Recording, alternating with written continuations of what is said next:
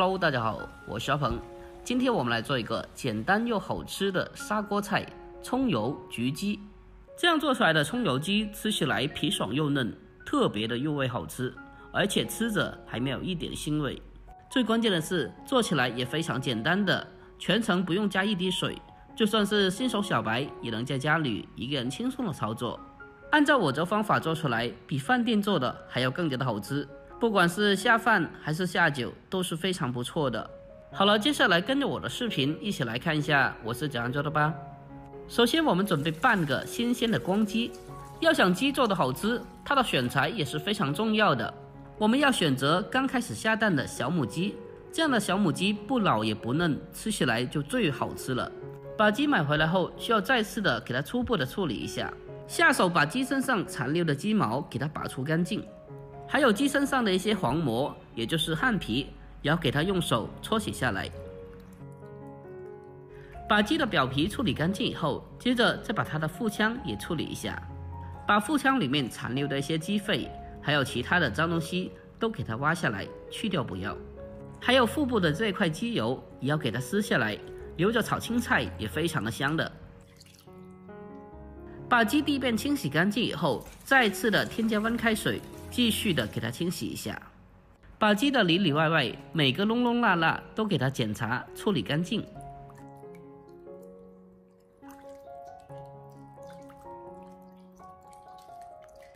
我们经过反复的清洗过后，鸡就特别干净了。就这样，鸡的初步加工就处理好了。下一步，把清洗干净的光鸡放在案板上进行改刀处理。用菜刀把鸡砍成大大的小块，也不用切得太小，大概4平中这样子就可以了。尽量的砍得大小均匀一点，这样的话才能保证后续的烹饪中每一块鸡都可以均匀的成熟和入味。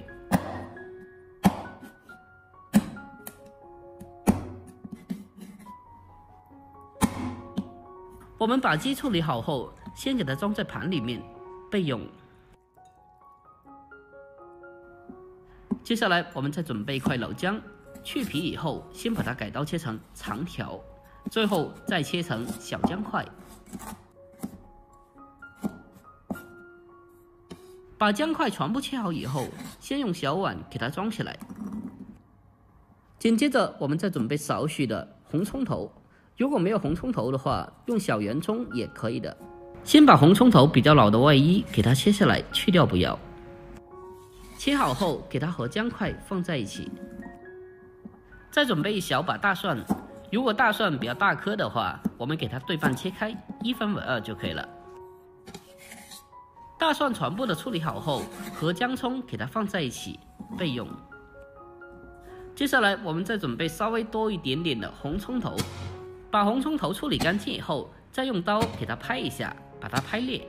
拍过的红葱头，它的葱香味会更加浓郁，吃起来也会更加的香。最后再把拍过的红葱头用刀给它切一下，把它切成葱末。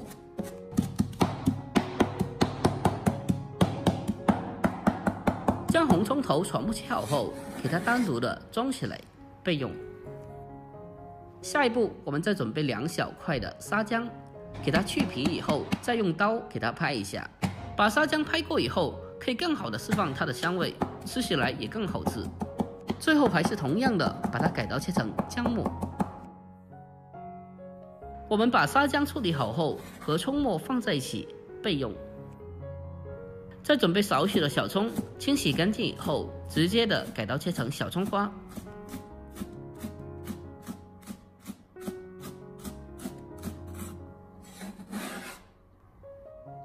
好了，所有材料准备完毕。下一步，我们用高油温把沙姜和葱末给它炝一下，把它炝出香味。把小料炝香以后，接下来再往里面添加2勺的味极鲜酱油，然后再用勺子给它搅拌一下，将它搅拌均匀，让小料的香味和酱油的味道充分的融合在一起。搅拌均匀之后，就这样，我们的葱油酱料就已经制作完成了。然后先给它放开一旁备用。下一步我们开始正式的烹饪。首先准备一个砂锅，添加少许的油，油热以后再把切好的姜葱蒜给它放进来，开小火给它翻炒一下。把姜葱蒜给它炒香，炒出香味。把姜葱蒜炒香以后，我们再给它平铺在砂锅的底部，然后再把鸡块摊开的平铺在姜葱蒜的上面，尽量的不要堆在一起，把它平铺开，让鸡块均匀的成熟。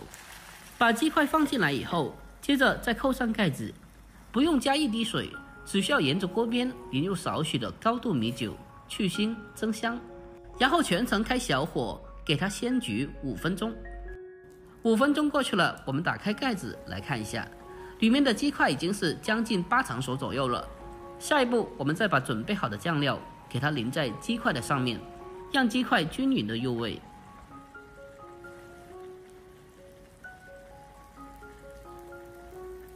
我们把酱料放进来以后，接着再次的扣上盖子，然后继续的用小火给它焗2分钟左右，给它完全的焗熟。A few moments later， 2分钟以后，打开盖子，再撒上少许的葱花点缀一下。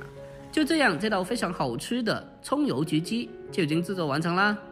这样做出来的鸡吃起来皮爽又嫩，葱香味浓郁，而且里面还混合了沙姜的味道，吃起来特别的好吃。不管是下饭还是下酒都是非常不错的。过年的时候，如果不想吃白切鸡或者是酒鸡的话，那么一定要试做一下这道菜。保证你吃过以后还想着吃。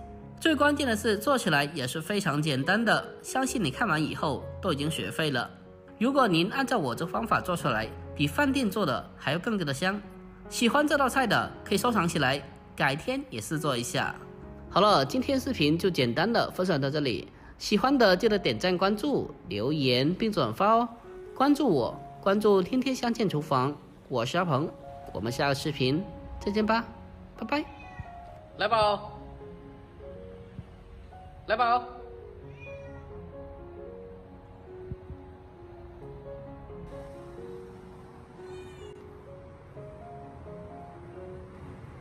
喵喵。